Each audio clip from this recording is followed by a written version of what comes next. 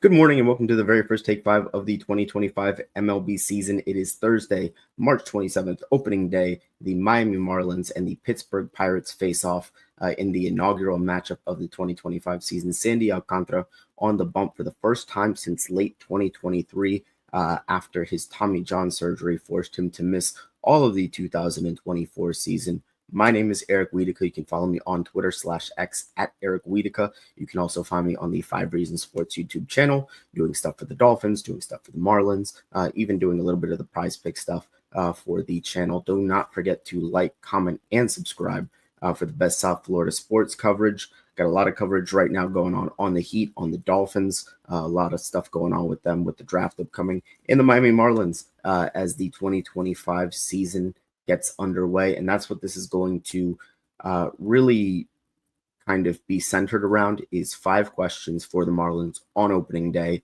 that are pretty much on everyone's mind here as the season gets underway in 2025. And we're not going to waste any time with it at all. We're going to come out, ask the big questions right away.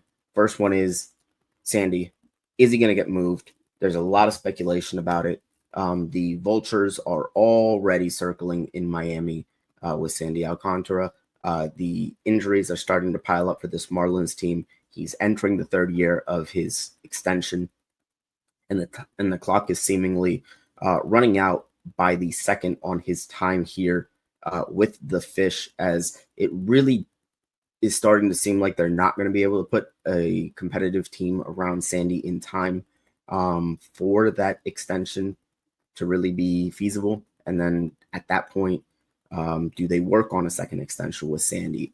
Well, maybe they don't. Does Sandy decide that he wants to play for a playoff team?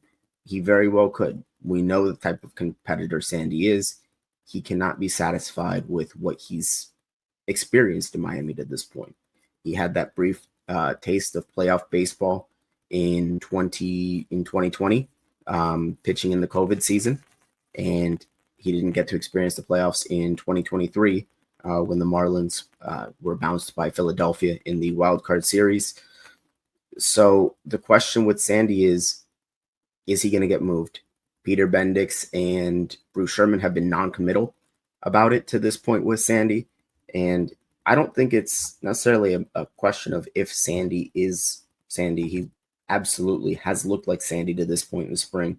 He's pitched 5 games, 12 1/3 innings, no earned runs to this point, a .97 whip, striking out 10, walking 3. Spring stats are really a little bit more relevant, but you see the stuff that he's got. He's still bringing it 98, 99, 100. It looks as easy as ever, and Sandy looks as dominant as ever.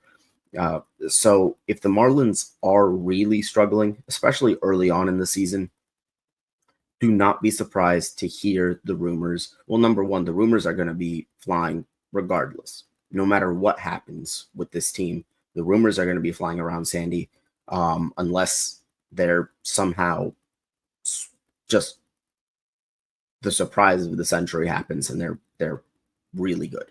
But barring something miraculous like that, the rumors are going to be flying about Sandy, and teams are already lining up. This is a guy that they know that they're anticipating is going to be available at the deadline, that they're already anticipating is going to be the best arm available at the deadline. So it's really going to depend on, number one, what does the rest of the team look like around Sandy? Do the Marlins have players that are breaking out around him that make them believe that the timeline on this thing has changed? And then number 2, what kind of offers is the team getting? We know Bendix has been aggressive in taking offers early if he thinks that they're good enough, dealing a rise in pretty much early May last season, when really that wasn't necessary. Not that it wasn't necessary to do so at that time, as they still had a lot of time before the deadline. So that's a big question on the minds of a lot of people. Sandy, future very much still in question. At this point, my initial lean is yes, he will get dealt. But there is always the opportunity for, surprises to happen. A number of things can change here between now and the deadline. and we'll just see what happens as the Marlins get underway in 2025. On to the second question here is, can April be survived? This is kind of hand in hand with the Sandy question, because if it can't, then I think you see Sandy moved, and I think you see him moved relatively quickly, because he's the type of guy that, when teams already know come opening day that a guy may be available, I think the bidding is kind of already started. I think teams are already giving Miami calls on Sandy. And if somebody comes with a strong enough offer, they want to beat out the other contenders, Peter Bendix will pull the trigger on it. But the question is, can April be survived? And the reason why we're asking is Ryan Weathers down with an oblique injury. He was looking to be the number 2 starter. He looked phenomenal in the spring, touching 99, 100 from the left side. Pitched really well last season to about a 3.5 ERA. Looked like a much different pitcher. The fastball had a lot more ride on it.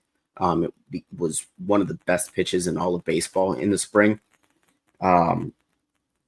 So Weathers going down for pretty much the entire month of April can put a damper on things, as the Marlins will have to rely on the likes of Valente Belloso and Connor Gillespie to kind of help patch up the rotation, in addition to Sandy and Max Meyer, who himself had a very good spring. But, if you're counting on just 2 guys in a 5-man rotation, that's a tall proposition.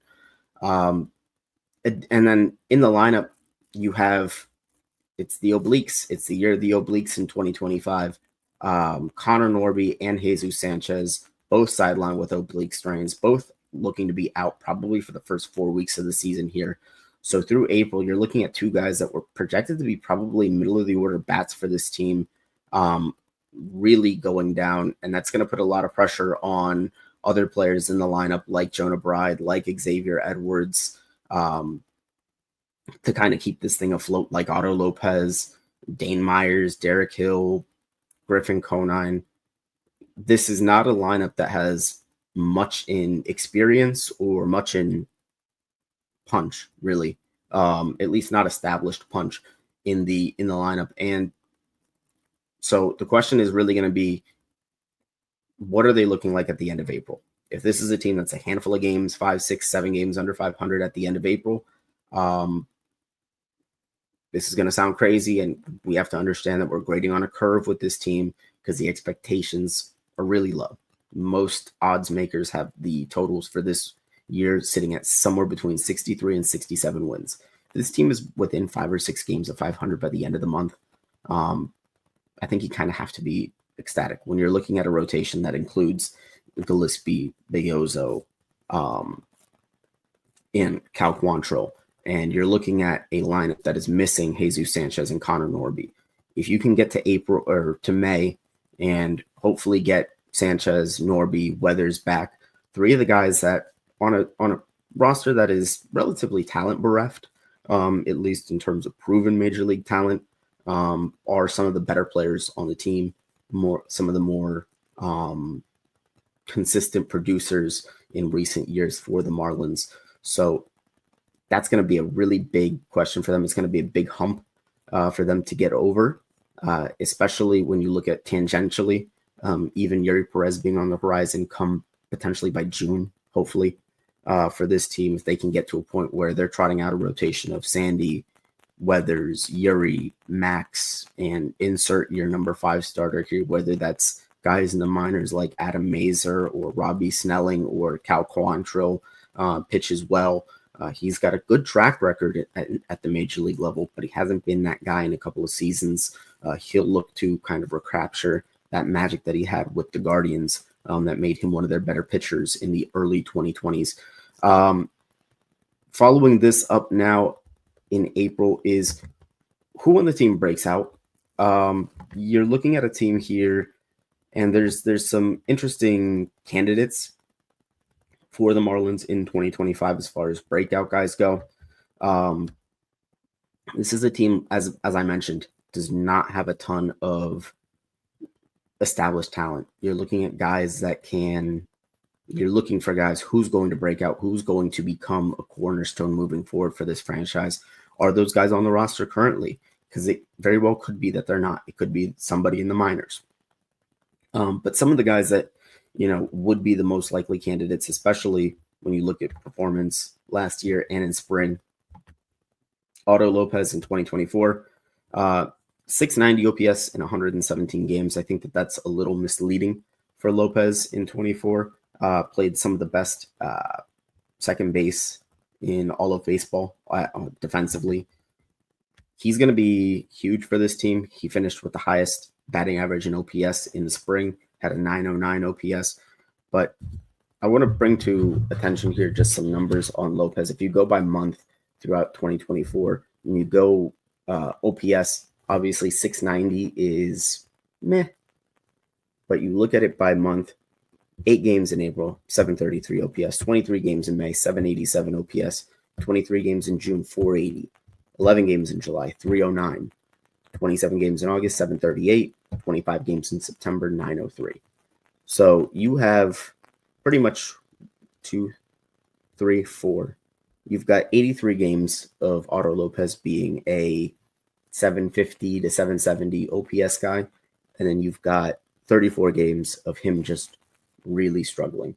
If Otto Lopez can be a lot closer to that guy that was a 760, 770 OPS guy and give you the type of defense that he was giving you at second base, then I think the Marlins would be foolish to look at him as anything other than a core piece moving forward for this build, because they need as much talent as they can get, and they can't afford to right now be particularly picky and choosy. If a guy is really producing, you have to move forward with that guy with the state of the franchise right now. Connor Norby, acquired from Baltimore at the deadline for Trevor Rogers. Connor Norby was red hot to start 2024. In his first 28 games, he was giving you an 870 OPS, 284 average, 6 homers. He was pretty much hitting at a 25, 30 homer pace, but then really kind of fell off in the last 8 games of 2024, where he hit 135, had a 436 OPS in his last 8. So the question really for him is he the guy that you saw in the first 28 games, or is he the guy in the last 8? The answer is probably somewhere a little bit more in between, as is the case in most of these cases. But Norby, there are things to work on with him. Definitely has to cut down on the swing and miss. But he's a guy that the team is kind of looking to be one of those cornerstones moving forward, and they're going to need it from him. He's easily one of the most talented players on the roster currently at the major league level.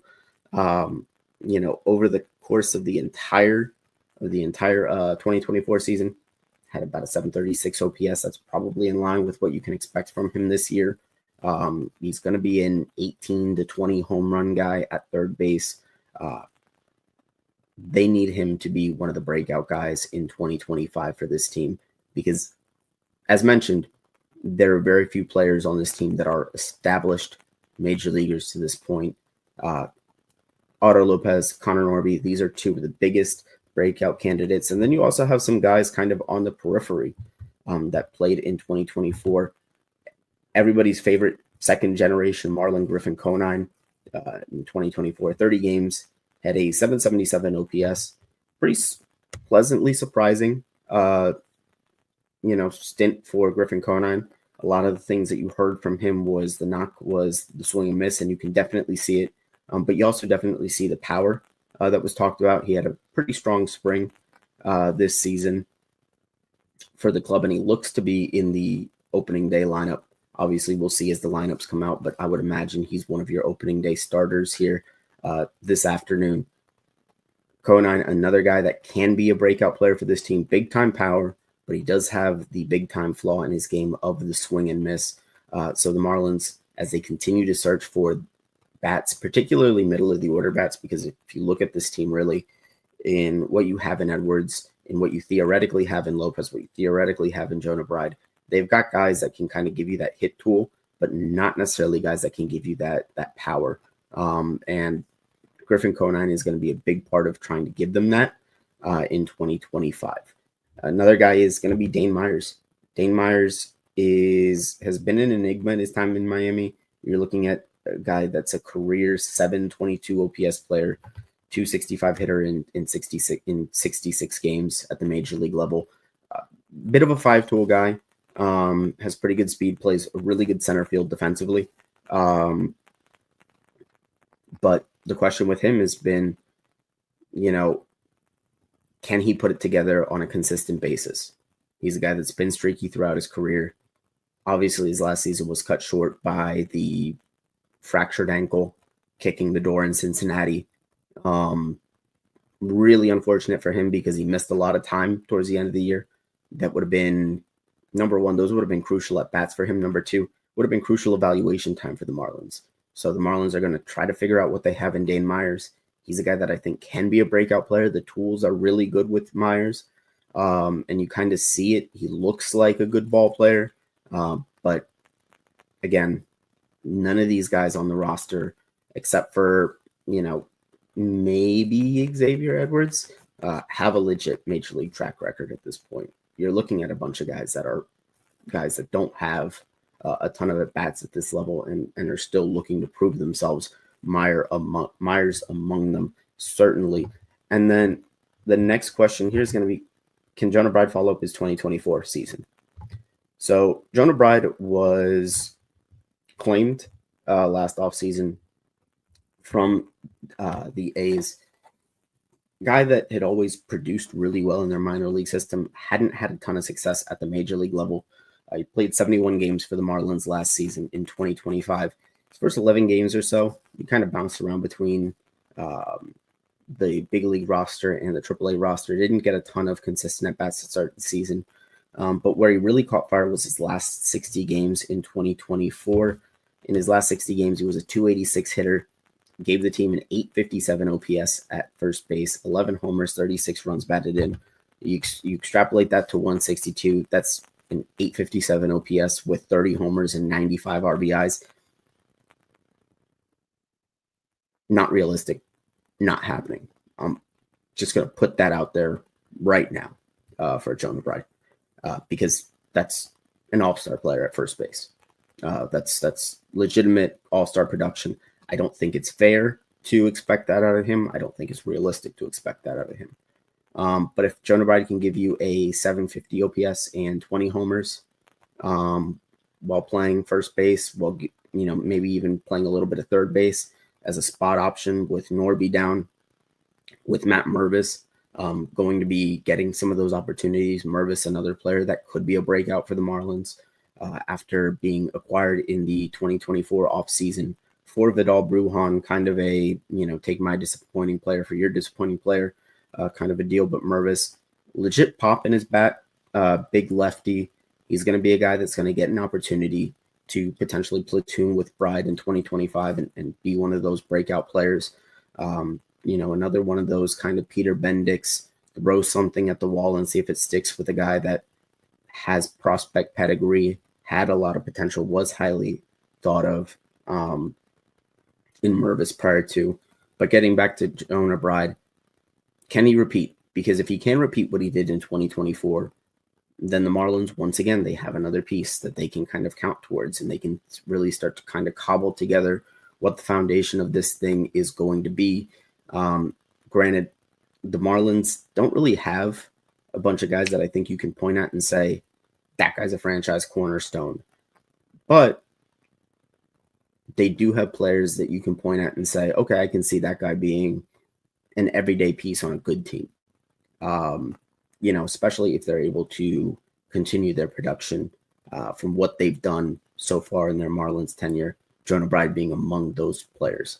And then the last question for the Marlins in 2025 is Xavier Edwards a franchise cornerstone? Edwards is easily the most promising of the players in the opening day lineup to this point. He's a guy that last year was slated to probably start the season at the big league level. Obviously, he had that bacterial infection in his foot.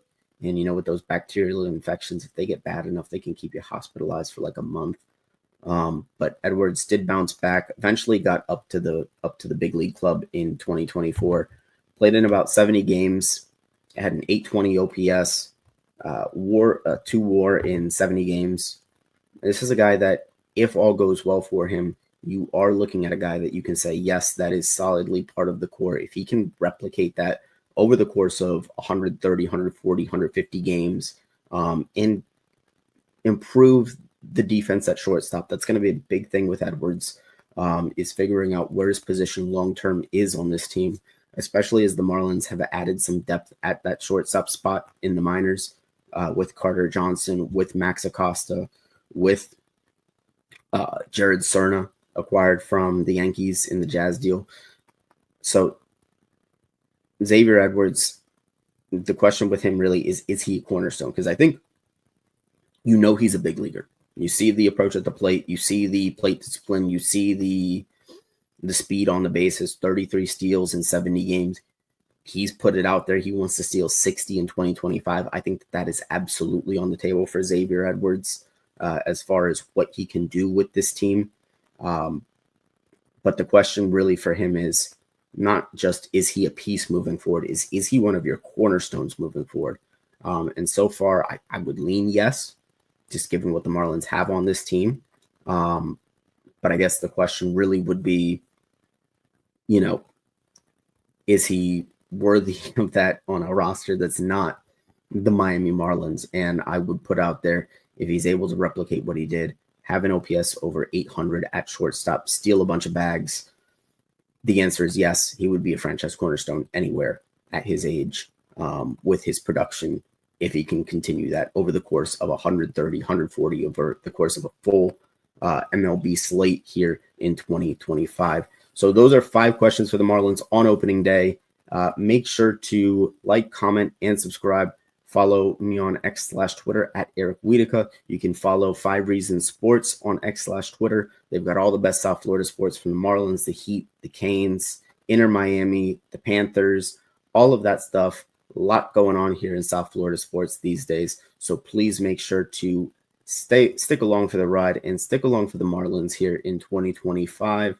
Hopefully it is a better season than the one last year was for the Fish. But I will be here either writing for the website at 5reasonsports.com or popping in with these Take 5 videos. This really became more of a full-fledged podcast at over 20 minutes. So it's really more like a Take 25.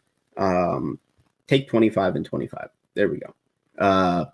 So like I said, follow me at Eric Wiedeke, X/Twitter. Make sure to like, comment, and subscribe. Also, 5 Reasons Sports still has the partnership with Prize Picks, the best way to play daily fantasy sports. With opening day opening up, you've got strikeouts, you've got bases, you've got hits, you've got runs, anything you can choose. More than 2 players, over under selected prop, and start winning today. Use promo code 5 for $50 in bonus funds on your first $5 entry. On your first entry of $5 or more, that's promo code FIVE. Thank you guys so much and have a wonderful day. Hopefully the Marlins 2025 season will be an exciting one to follow. I look forward to catching it with you guys here, and just make sure you're looking out for that content. Thanks, guys, and have a great day.